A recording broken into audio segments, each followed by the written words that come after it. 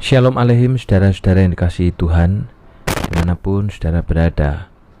Rumah Tuhan adalah rumah kita.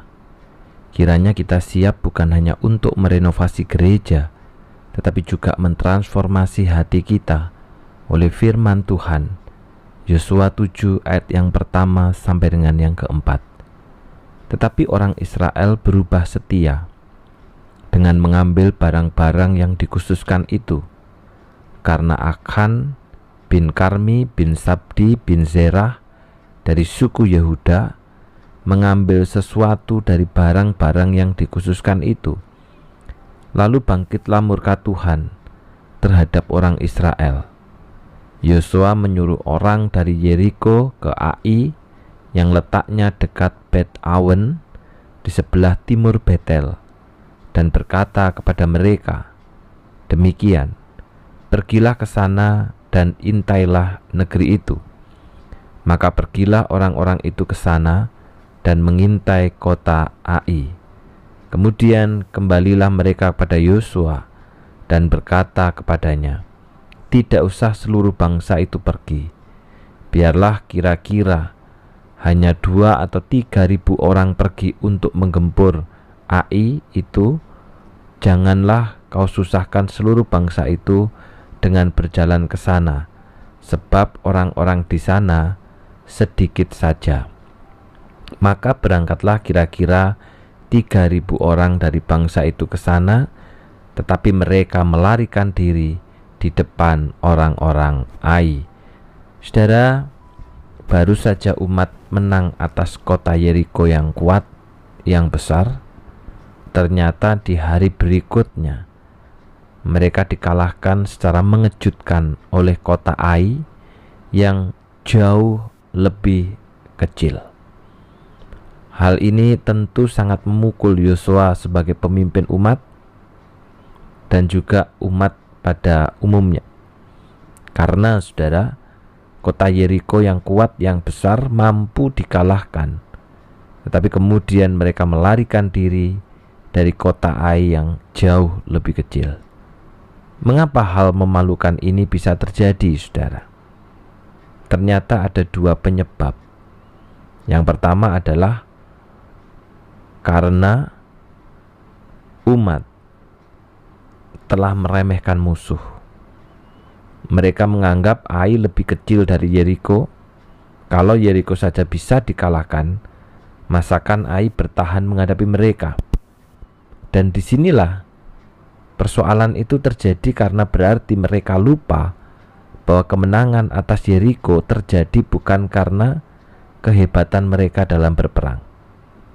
Kemenangan mereka atas Yeriko yang mereka lupakan bukan karena kepandaian mereka merobohkan tembok, melainkan karena Tuhan yang berperang bagi mereka. Dengan menganggap musuh itu remeh, maka mereka lupa bahwa kemenangan itu adalah karena Tuhan. Dan yang kedua, saudara, yang menjadi persoalan adalah karena ketidakpekaan mereka akan Tuhan sebagai sumber kemenangan. Itu terjadi karena mereka membiarkan dosa merusak komunitas mereka yang seharusnya kudus. Firman Tuhan telah berkata kepada mereka, "Janganlah mengambil barang-barang yang dikhususkan untuk Tuhan." Pada saat berperang dengan Yeriko, Allah sudah berkata demikian. Tetapi ternyata dosa yang dibiarkan terjadi itu akhirnya justru membuat mereka lupa bahwa kemenangan itu karena Tuhan. Dan mereka justru membiarkan dosa itu terjadi karena ada orang yang mengambil barang-barang yang dikhususkan untuk Tuhan. Dan dosa ini membuat mereka mengalihkan perhatian mereka dari Tuhan. Perhatiannya menjadi memusatkan diri sendiri. Nah, ini yang terjadi, saudara. Sehingga dikatakan di dalam ayat yang pertama, tetapi orang Israel berubah setia dengan mengambil barang-barang yang dikhususkan itu. Dalam terjemahan lain, Tuhan sudah memerintahkan kepada umat bahwa dari segala sesuatu di kota Yeriko yang harus dimusnahkan, satu pun tidak boleh diambil. Tetapi perintah itu tidak ditaati. Saudara, ketaatan itu berkaitan dengan hidup kita. Ketaatan itu ketika kita diperhadapkan pada pilihan-pilihan yang menyenangkan, sama seperti umat pada masa itu. Apakah kita tetap memilih untuk taat? Apakah kita tetap memilih untuk setia? Ataukah kita berubah setia? Dalam bagian ini, saudara, berubah setia itu terjadi karena hal-hal yang baik, yang bagus, yang berharga. Salah satunya adalah barang-barang yang harus dimusnahkan. Tetapi kekalahan terhadap Ai ini menjadi cambuk yang keras bagi umat. Sekaligus juga menyatakan pernyataan kemurahan Allah. Karena Allah masih memberikan umat kesempatan untuk mengoreksi diri. Saudara, dalam bagian ini ada yang keliru yang dilakukan, di mana Yosua merasa ditinggalkan Tuhan. Padahal bukan Tuhan yang meninggalkan umat, justru umat yang memelihara dosa sehingga tidak diperkenan oleh Tuhan. Umat yang justru meninggalkan Tuhan karena tidak mau taat dan setia kepada perintahnya. Dan oleh karena kemurahan Tuhan, umat diberi kesempatan untuk mengakui dosa. Seandainya saja akan mengakui serta menyesali dosanya dan tidak menunggu sampai ketahuan, mungkin bisa ada pengampunan di situ. Nah, saudara, kalau hari ini kita bingung dengan kehidupan kerohanian kita, mungkin kita merasa jauh dari Tuhan, mungkin doa kita merasa hambar, pujian kita merasa hambar.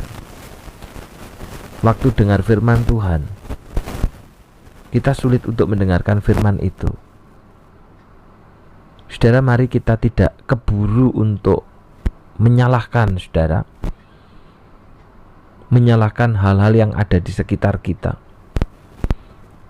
Saya mengambil contoh ketika kita merasa bahwa di dalam doa saya tidak menemukan kedekatan, lalu kemudian kita menyalahkan orang yang memimpin doa. Ketika kita bernyanyi, kita tidak merasakan kedekatan dan gairah, lalu kita menyalahkan orang yang memimpin, sementara kita sendiri tidak bisa memimpin. Kita menyalahkan orang yang bermusik, sementara kita tidak ngerti musik itu.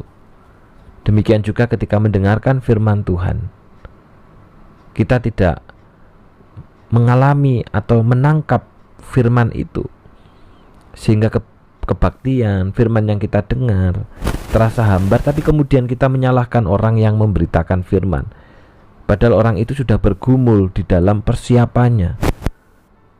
Mari kita belajar dari peristiwa ini. Kita tidak keburu, saudara, tapi yang penting, yang pertama yang harus kita lakukan adalah kita harus berdoa dan bertanya kepada Tuhan, apakah ada dosa yang tidak kusadari yang sekarang sedang menggerogoti hidup kita?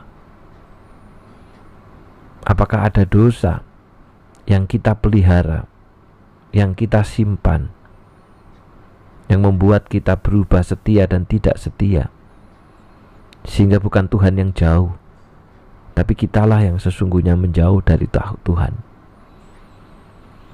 Seringkali kita menganggap bahwa dosa itu adalah hal yang biasa, sementara Allah melihat tidak demikian.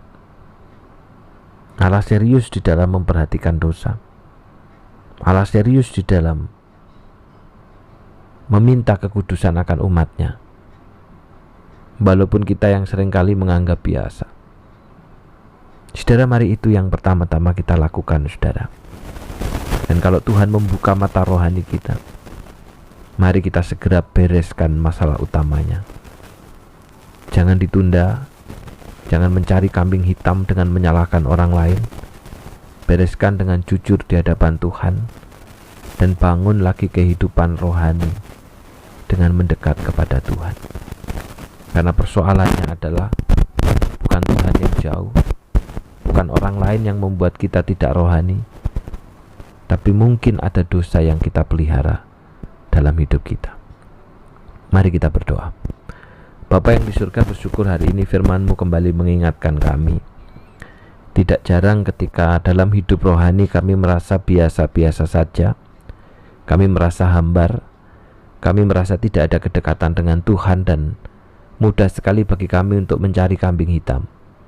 Tetapi hari ini firman-Mu mengajar kami supaya pertama-tama justru kami berdoa dan bertanya kepada Engkau, apakah ada dosa yang tidak kami sadari dan itu menggerogoti kehidupan kerohanian kami. Seringkali Tuhan, kami menganggap dosa adalah hal yang sepele. Bahkan seringkali kami memaafkan dan memaklumi dosa itu yang kami lakukan, sementara Allah tidak pernah memaklumi dosa yang dikerjakan oleh umat-Mu. Karena Engkau menuntut kami hidup dalam ketaatan dan kekudusan. Karena itu ampunilah setiap kami ya Tuhan, dan biarlah kami belajar jujur di hadapan-Mu untuk membangun kehidupan rohani yang lebih dekat. Mengingat untuk saudara kami Regia Monica yang hari ini berulang tahun, Tuhan, Engkau yang mengetahui isi hatinya.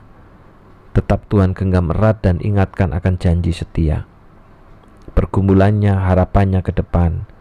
Tuhan, kiranya Engkau yang memimpin dan yang menyertai. Demikian juga mengingat untuk pembubaran panitia Paskah Tuhan. Tuhan, kiranya tolong orang-orang yang telah turut ambil bagian dalam plan ini yang bekerja, dan kami percaya jerih payah di dalam Tuhan tidak akan sia-sia. Dalam nama Tuhan Yesus kami sudah berdoa. Amin. Selamat ulang tahun untuk Regia Monica. Kiranya tetap terikat dengan perjanjian. Tuhan memberkati.